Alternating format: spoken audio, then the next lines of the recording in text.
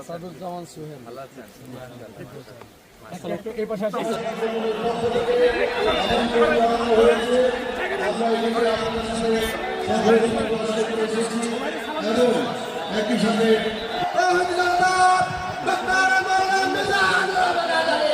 আল্লাহ তাআলা কাদেরকে পছন্দ করেন? আমরা আল্লাহ তাআলার প্রিয় ভাজন, প্রিয় বান্দা হতে চাই কি চাই না বলেন তো?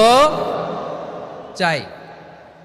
এবং যাদের মধ্যে এই 10টি বৈশিষ্ট্য থাকবে তাদের জন্য আল্লাহ তাআলা ক্ষমা এবং মহা প্রতিদানের ব্যবস্থা রেখেছেন। এই 10টি গুণ যাদের মধ্যে থাকবে তাদের জন্য আল্লাহ তাআলা ক্ষমা এবং মহা প্রতিদানের ঘোষণা দিয়েছেন। সুবহানাল্লাহ বলেন। এবং এই 10টি বৈশিষ্ট্যের মধ্যে ইসলামের মৌলিক যে মূল্যবোধগুলো, মোরালিটি, এথিক্স, এগুলো চলে এসেছে। মৌলিক কথাগুলো দিন ইসলামের প্রায় সকল অনুষঙ্গের সমাবেশ ঘটেছে এই আয়াতে। এবং এই আয়াতে পুরুষের পাশাপাশি নারীদেরকেও আল্লাহ তাআলা স্পেশাল গুরুত্ব দিয়েছেন। সুবহানাল্লাহ পড়বেন না? Gender equality in terms of getting rewards, প্রতিদান বা সওয়াব পাওয়ার দিক থেকে ইসলামে নারী পুরুষ সমান। অনেকে বলে ইসলাম নারীদেরকে ঠকিয়েছে, নারী পুরুষ নাকি সমান না। অনেক নারীবাদীরা বলেন, আমি প্রিয় বোনদের বলবো এই আয়াতের দিকে তাকান, সূরা আহজাবের 35 নম্বর আয়াতের দিকে তাকান। এই আয়াতে নারী পুরুষ সমান। সুবহানাল্লাহ বলেন তো সবাই। Gender equality in terms of getting reward, নেক কাজ করলে সওয়াব পাওয়ার ক্ষেত্রে পুরুষ যেমন নারীও তেমন। আল্লাহু আকবার। দান করলে পুরুষের যেমন সওয়াব, নারীরও তেমন সওয়াব। রোজা রাখলে পুরুষের যেমন সওয়াব, নারীরও তেমন সওয়াব। নাকি পুরুষ রোজা রাখলে বেশি সওয়াব, নারী রোজা রাখলে কম সওয়াব? হ্যাঁ, ব্যাপারটা কি এরকম? আওয়াজ করে বলেন ময়মনসিংহ, ব্যাপারটা কি এরকম? না, ইকুয়াল। নেক কাজের সওয়াব বা প্রতিদান পাওয়ার দিক থেকে সবাই সমান, নারী কিংবা পুরুষ, কোনো পার্থক্য নাই। প্রিয় ভাইয়েরা, এ আয়াতে পুরুষের পাশাপাশি নারীদের কথা বিশেষভাবে বলা হয়েছে।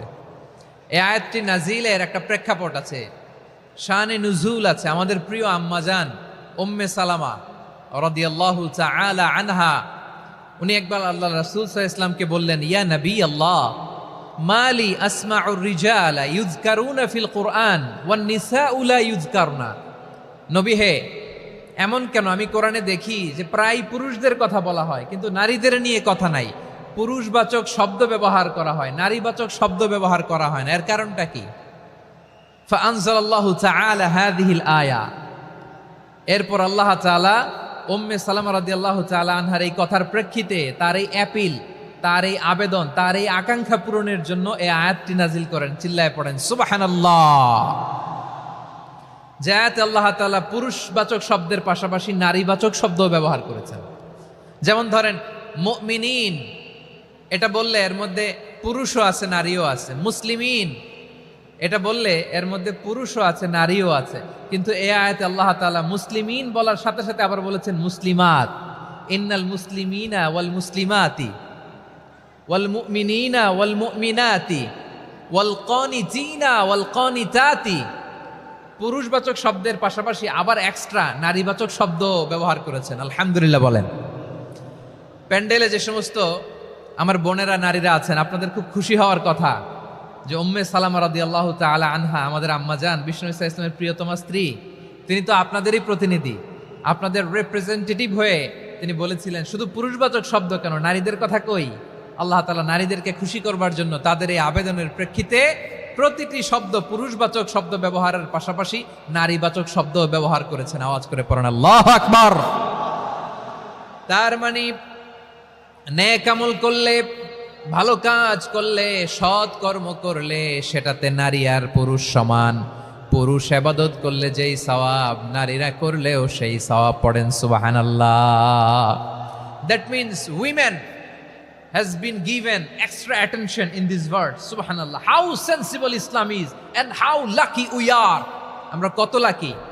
নারীদের প্রতিনিধি উম্মে সালামা বলার সাথে সাথে তাদেরকে খুশি করার জন্য আল্লাহ পুরুষবাচক শব্দের পাশাপাশি নারীবাচক শব্দ দিয়ে একটা গোটা আয়াত নাজিল করেছেন। পড়েন সুবহানাল্লাহ। তাহলে আসুন আমরা দেখি কোন 10টি বৈশিষ্ট্য আল্লাহ তাআলা এখানে উল্লেখ করলেন যাদেরকে আল্লাহ তাআলা পছন্দ করেন। আওয়াজ করে আমার সাথে বলেন তো, এখানে কয়টা বৈশিষ্ট্যের কথা বলা হয়েছে? কয়টা? 10টা শুনবেন তো? শুনে একসাথে বিদায় নেবেন তো, নাকি আগে আগে উঠে যাবেন? আমি ওঠার আগে কে কে উঠবেন? হাত তুলেন তো দেখি। আমি ওঠার আগে উঠে যাবেন? ভুলে তুলছে না? আচ্ছা, ঠিক আছে, ঠিক আছে। শান্ত হইতে হবে, শান্ত হয়ে বসুন আর আমার কথা শুনুন আমার প্রিয় ভাইরা। তাহলে যে 10টি বৈশিষ্ট্য আল্লাহ তাআলা পছন্দ করেন যে ইমানদার বান্দাদের মধ্যে থাক, তার 1 নাম্বার হচ্ছে আল্লাহ তাআলা বলছেন ইন্নাল মুসলিমিনা ওয়াল মুসলিমাতি, নিশ্চয়ই মুসলিম পুরুষ এবং নারী। নিশ্চয়ই মুসলিম পুরুষ এবং নারীকে আল্লাহ পছন্দ করেন। আমরা মুসলিম না সবাই এখানে? আওয়াজ করে বলেন আমরা মুসলিম কিনা? মুসলিমিন ওয়াল মুসলিমাত, মুসলিম পুরুষ এবং নারীকে আল্লাহ পছন্দ করেন। ইসলাম মানে হচ্ছে আত্মসমর্পণ করা, সারেন্ডার করা। ইসলাম মানে সারেন্ডার করা কার সামনে? আল্লাহর ইচ্ছার সামনে, আল্লাহর আদেশের সামনে, আল্লাহর আইনের সামনে আত্মসমর্পণের সারেন্ডারের নামই হচ্ছে ইসলাম। চিল্লায় বলেন ঠিক কিনা?